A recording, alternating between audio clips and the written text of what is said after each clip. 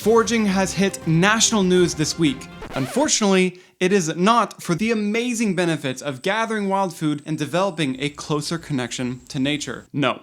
Instead, it's about AI-generated foraging books that have flooded the market. I have with me one of these books, and we are going to crack it open together to see what's inside. But first, let's take a look at what's going on and how we got here. Here is the original photo that has gone viral, showing 4 different books, all likely generated by AI. It looked like most of them had the exact same title: The Forager's Harvest Bible. Very important distinction, that last part. So I did a quick search on Amazon and was absolutely bombarded with them. What's worse, if you try to look up just The Forager's Harvest, which, by the way, is the real book, you still get inundated by these other titles. There is a giveaway at the end of this video for the real book, so be sure to stick around for that. Back to the fake books. I tried to find more information on the publishing companies behind these, but they're all listed as self-published. So with my online search carrying me as far as it could, there was really only one thing left to do, and that is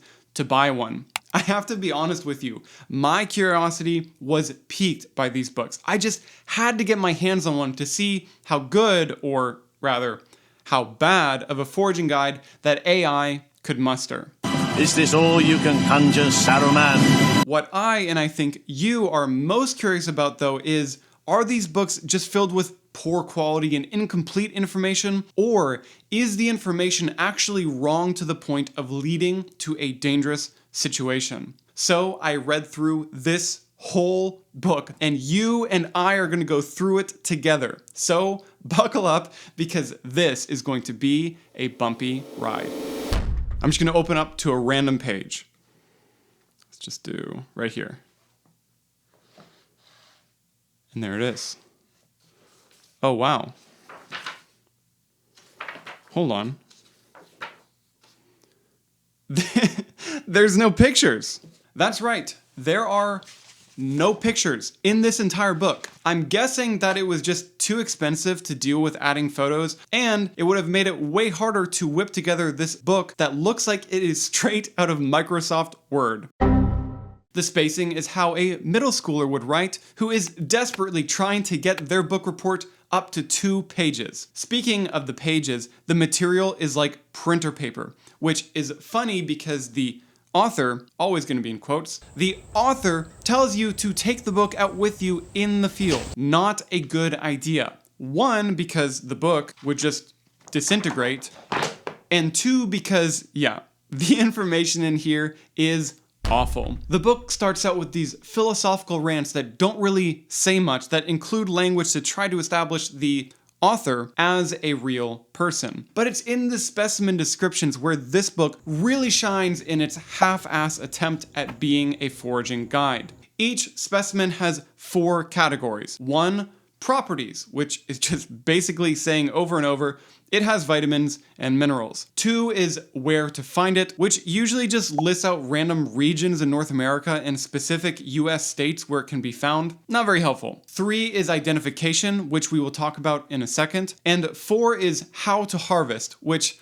sometimes is a little bit about actually harvesting the thing, and then other times it will randomly tell you to look out for toxic plants or bad foraging locations. It was very sporadic. Anyway, the ID part is pretty weak. Like, it will just give you a general, it will grow this high, followed by somewhat decent details, but then it'll list out lookalikes, which 1, won't tell you how to distinguish that plant from them, and often don't look anything like the specimen at all. But be careful with nearby plants such as hemlock, so as to not accidentally collect similar looking toxic plants. Hemlock does not look like chickweed. Some of these were just pure entertainment for me. Like, the AI model got in a really weird place for Caesar's Amanita. You'll usually find it on top of trees like oaks, beech, and other broadleaf species.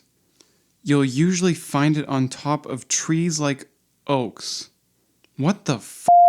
But I think by far what took the cake for me was plantain. Remember, we are talking about plantain as in plantago, an herbaceous plant that grows throughout the world, not plantain, the banana relative in the Musa genus. So, it turns out there actually are pictures for this book.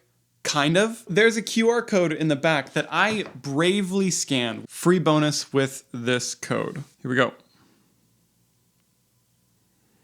This is called the Forager's Easy Picture Reference Guide, which led to a Google Drive folder that had photos for the plants. When I got to the photos for plantain, this is what I found. Oh my god. You've got to be...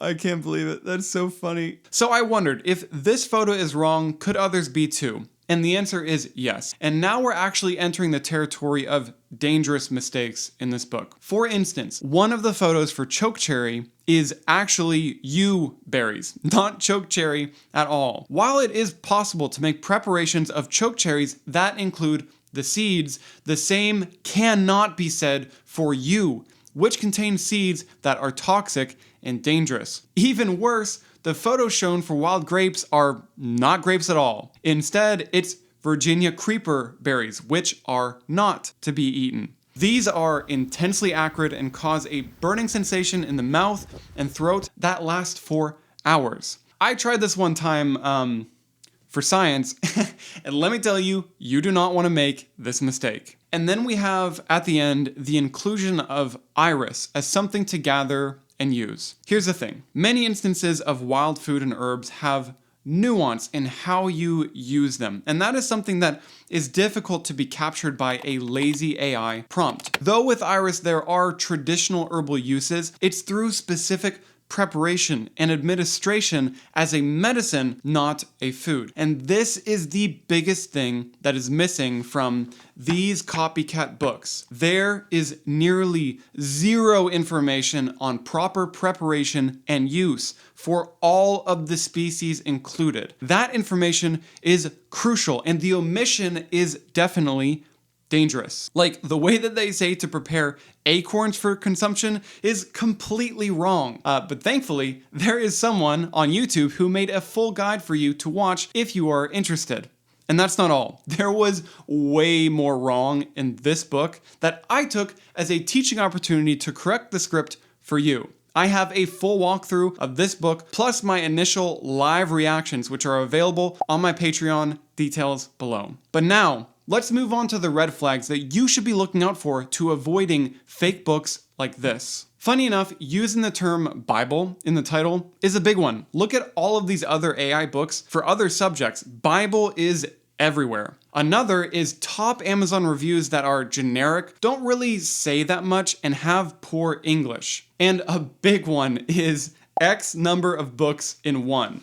You can see it right here. It's a dead giveaway. I've seen 10 books in one, 20 books in one. Oh, and let me show you really quick. Let's see right here. All right, you see that? That is one book. That's what they're calling one book. So I don't even think if we had 20 books in one that this would amount to a single, complete, good book. But do keep in mind that this all is subject to change. For all we know, this video has gotten really popular, and the people behind these fake books will have adjusted tactics. And by the way, liking this video will help it to become more popular and hopefully prevent others from falling prey to this scam. I think no matter what they do though, the author bio being extremely generic and not being able to find any information about the author other than their Amazon presence, that is the smoking gun. Because here's the thing.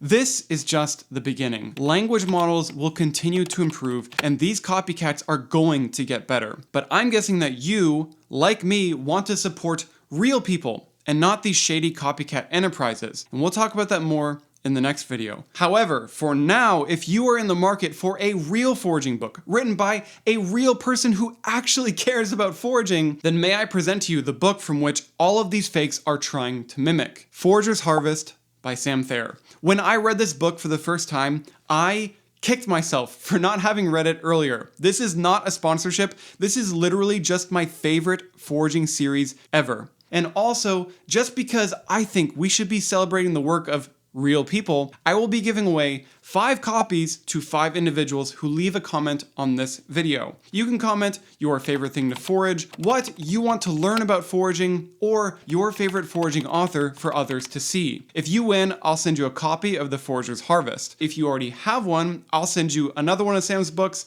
and if you, like me, already have all of his books, then I'll give you a gift card of equivalent value to his website store. Let's look at one more thing that I don't think you want to miss. Most of these books were published in the early to mid 2023 range, with dates generally falling between April and August. And this makes sense and correlates to the current AI wave, which really started in November of 2022 with the announcement of public access to ChatGPT. However, in the research for this video, I stumbled upon a couple other books that were published allegedly as early as January of 2022, and they were far less obvious than the ones that we looked at today. The problem of these copycat books may be worse than we originally thought. When that video is done, you can watch it by clicking right here.